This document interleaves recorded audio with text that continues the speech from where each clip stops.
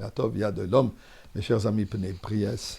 Mettons dans la boîte de Tzedaka, surtout aujourd'hui, une journée comme Vav Tevet, Erev Shabbat, le lendemain de Hetevet, le lendemain de cette journée qui a été proclamée la journée de Didon Notzach, comme on a expliqué, Tafshin Mem Zayin, quand le rabbi a eu ce litige, la communauté a eu le litige contre quelqu'un qui a volé des livres de la bibliothèque que le rabbi précédent a établi et que le rabbi précédent a clairement indiqué que ceci appartient à la communauté, ce n'est pas un bien personnel. Cet individu, malheureusement, a décidé qu'il est un petit-fils, qu'il a droit à un héritage. Et la cour a décidé que tel que le rabbi précédent écrit dans la lettre, que cette bibliothèque appartient à la communauté, malgré le fait qu'eux ont prétendu que le Rebbe n'a écrit cela dû au fait que pour pouvoir sauver les livres de l'occupation nazie, mais en réalité, il savait très bien que ça lui appartenait. Le juge non-juif, il dit, c'est impossible, c'est inconcevable qu'une personne comme le rabbi dise quelque chose qui ne soit pas vrai à 100%. Impossible. Donc, ça appartient à la communauté, et lui, il n'a aucun droit d'héritage. Il faut qu'il ramène tous les livres, et c'était le jour où a été proclamé, comme le Rebbe dit, Didon Notzach. C'était pas seulement une victoire des Sfarim, mais d'ailleurs, pour ça, vous voyez tous les Sfarim, juste pour vous rappeler, encourager, si vous ne l'avez pas fait hier, achetez encore aujourd'hui des livres de Torah, au moins un livre de Torah. Comme le Rebbe dit, c'est la victoire des livres, donc il faut étudier plus, et il faut acheter des livres de Torah un peu plus. Mais écoutez quelque chose d'extraordinaire. Comme ça a déjà été dit. Quand la rabbinite Chayamushka, la femme du rabbi, lui a été posée la question, ces livres appartiennent à qui? Après tout, vous êtes la fille. Vous êtes donc l'héritière du rabbi précédent. À qui s'appartiennent ces livres? Et la rabbinite de dire, le rabbi lui-même et les livres, le tout appartient au chassidim. Ils appartiennent à la communauté. En d'autres mots, le Rebbe, comme Nassi, comme prince de la génération, comme leader de la génération, n'a pas une vie autre que servitude pour Am Israël. Il n'est là que pour aider le peuple juif. Et écoutez quelque chose d'extraordinaire.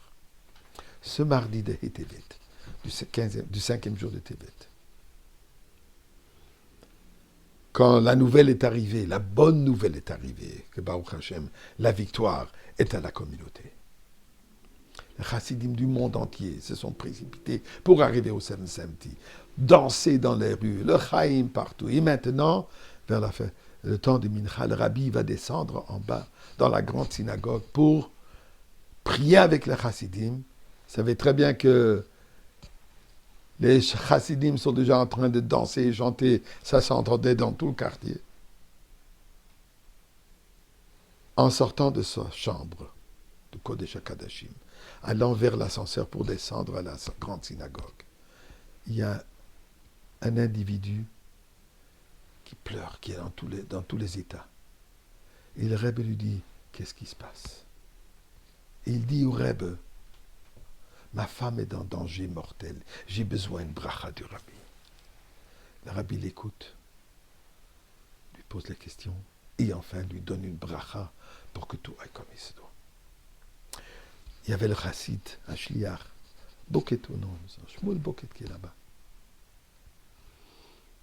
Et le Rebbe, ensuite, après avoir donné la bracha à cet individu, rentre dans l'ascenseur pour descendre. Là, le Rebbe se tourne vers Boket et lui dit, nous. Il ne comprenait pas ce que le Rebbe veut.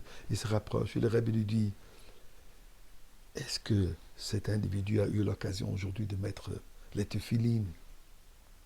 Pose-lui la question. Il s'avère que ce jour, il n'a pas eu l'occasion encore de mettre les tefilines. Le Rebbe dit à Boket et lui dit, invite-lui de descendre en bas dans la synagogue et pose-lui les tefilines. Vous vous rendez compte? Un moment si glorifiant, un moment tellement exaltant. D'ailleurs, comme le Rebbe va descendre, ensuite il va s'exprimer comme Yaakov Avinu.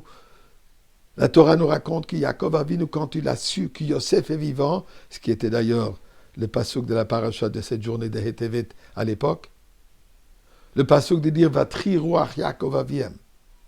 Yaakov a revécu. La vie de Yaakov lui est revenue en sachant que Yosef est vivant. Le Rebbe cite ce pasuk faisant allusion que chez lui, Vatri Ruach Aviem.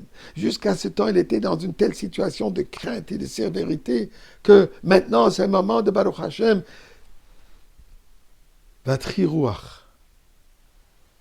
Malgré tout cela, ne perds pas le point central.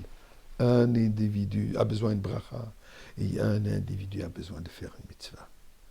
Ça, c'est Rebbe. Ça veut dire qu'il appartient à tous les chassidim, il appartient au monde entier. Il ne perd pas le focus d'un individu. Ça, c'est Rebbe. Ça, c'est Melech HaMashiach. Et c'est comme ça qu'il va nous mener encore aujourd'hui même au Beth Amikdash. Et là, ce sera le grand Didan Natsar, la victoire de la Géoula. Shabbat Shalom.